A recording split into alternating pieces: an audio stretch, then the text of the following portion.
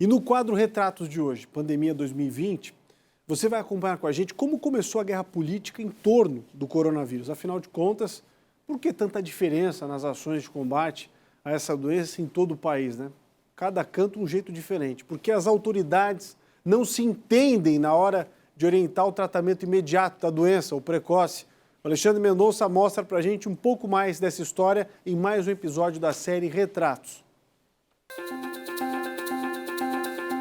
Você vai acompanhar agora um retrato de 2020, o ano que marcou a pandemia do novo coronavírus e que fez o mundo inteiro se questionar: o que de fato aconteceu?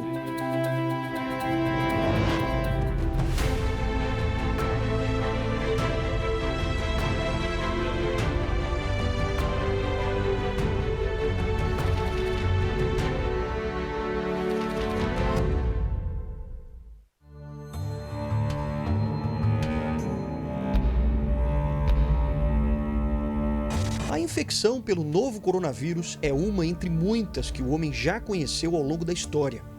No livro Retratos, Pandemia 2020, organizado pelo Dr. Luiz Alberto Silveira, vários textos mencionam a história das pandemias e também do novo coronavírus. Um dos coautores do livro, Claude Pastor Faria, diz em seu artigo que é provável que a humanidade venha padecendo de doenças virais desde antes do dilúvio.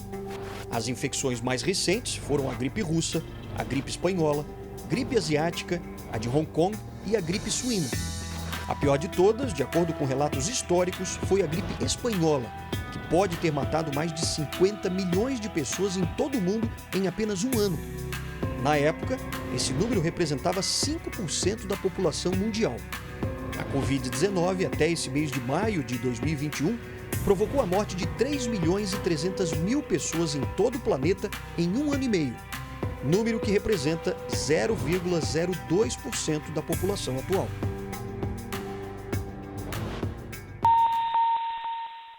Essa doença ela é grave, perfeito?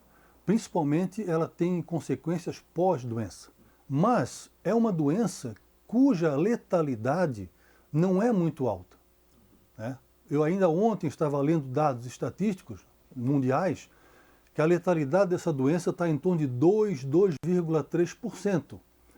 Isso em relação às pessoas que se contaminaram. Então, de cada 100 pessoas que efetivamente pegaram essa doença, contraíram a doença, 2 a 2,3 vieram a óbito, né? E 98 se salvaram. Para que tantas medidas drásticas, totalitárias, abusivas, sem fundamento científico, para combater uma doença cuja letalidade não é tão grande, né? Essa é uma pergunta que tem que ser respondida para as futuras gerações. No dia 15 de abril de 2020, o Supremo Tribunal Federal determinou que governadores e prefeitos tinham autonomia para decidir sobre as medidas de isolamento social durante a pandemia. Coube ao governo federal apenas distribuir verbas para estados e municípios. E é óbvio que essa pandemia está sendo usada com fins políticos, porque não adianta nada o estado A tomar uma decisão para combater o vírus, o estado vizinho toma uma decisão totalmente diferente e dentro do mesmo estado, municípios tomam decisões totalmente diferentes, né, criando até problemas. Para isso que nós temos um governo central que deveria atuar de forma uniforme em todo o território para combater uniformemente a mesma doença. Então essa é a crítica que eu faço ao STF, né? A Corte do STF virou um braço judicial de determinados partidos políticos. Porque quando é decisão contra o governo, sempre sai alguma coisa nesse sentido. E quando é a favor do governo, nunca sai. Essa é a verdade que está aí escancarada para quem quiser olhar.